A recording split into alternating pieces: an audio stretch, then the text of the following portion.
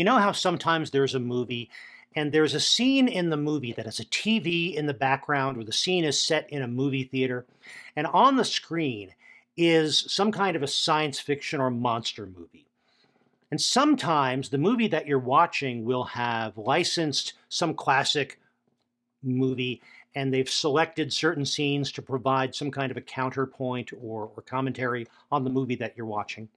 But other times, the movie that you're watching, either because of lack of interest or lack of budget, or because they wanted to do something very specific, the movie you're watching will have commissioned and made just a few shots or a scene or two from a movie that doesn't exist, some kind of a sci-fi monster movie very often, that its main reason for existing is to let you know that if you see that in the background, there is a sci-fi monster movie happening. So it's going to have wild costumes and extreme acting and reactions and overly dramatic music, and the whole thing very overdone, but it serves that purpose to be there in the background.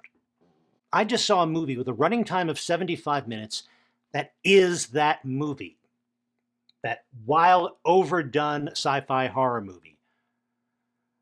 This is a Draft House Diary for Tuesday, January 24th, 2023, and I have seen Kids vs. Aliens at the Alamo Draft House Aspen Grove.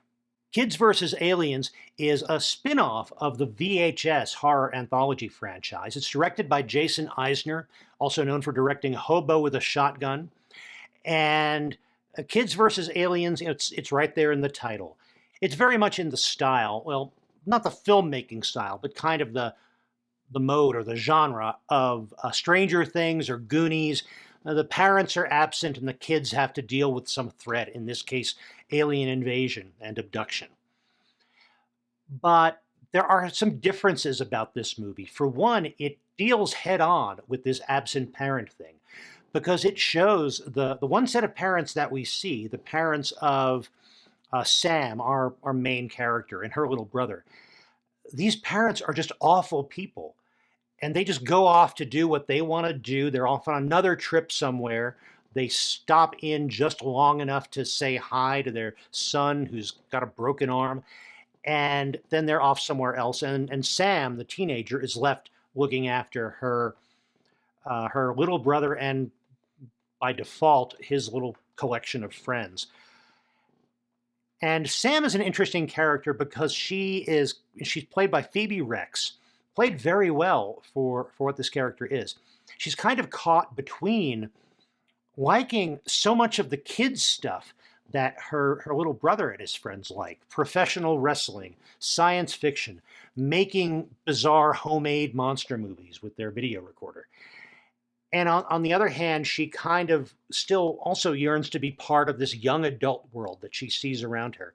So she is a prime mark to be taken advantage of by this horrible boy who pays attention to her just so that he can trick her into letting them have this huge destructive rager of a party in her parents' house while her parents are away.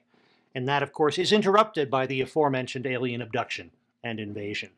The filmmaking and the design of this, I thought, was very strong. I liked it a lot. And it's very short running time, 75 minutes. I think that running time has to do with the fact that this is a Shudder production, so it was probably made with the idea of putting it on television, on streaming services like Shudder or others. And the side effect of that is that this is a very focused movie. This is there's no fat in this movie. It is a tight story. I found myself kind of shocked at one point that this scene is usually a good 90 minutes into a 2-hour movie. Oh, this isn't a 2-hour movie. They were already there. So nothing ever felt rushed, but it's fast and pulls you along, which is good because there are gaps, there are corners cut in the filmmaking, just in terms of the budget they had or didn't have. That the fact that it moves so fast, the fact that it pulls you through the story is a plus to making none of that matter.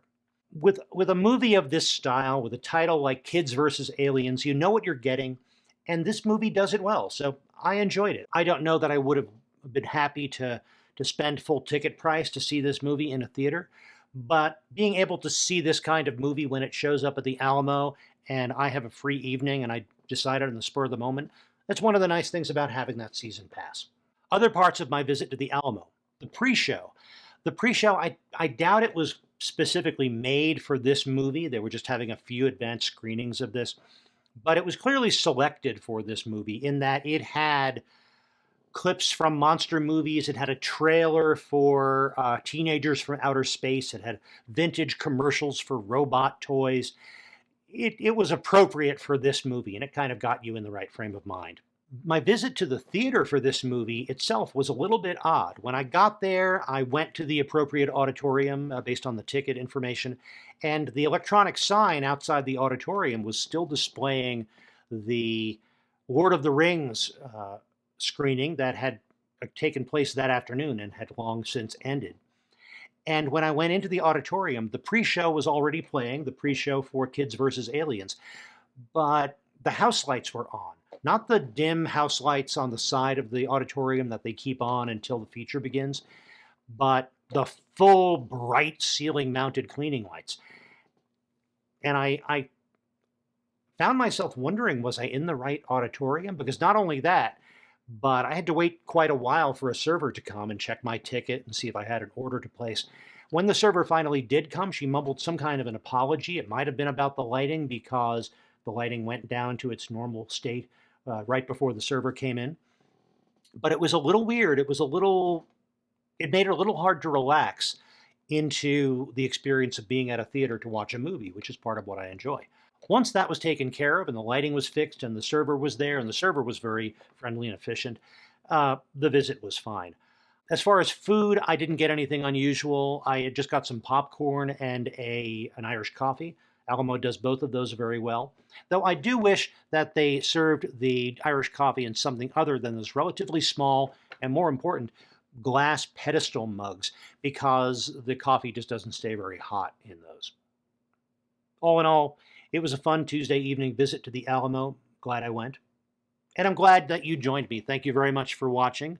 I'll be back with more Draft House Diaries. And in the meantime, enjoy your movies. And when you do, stay till the end of the credits.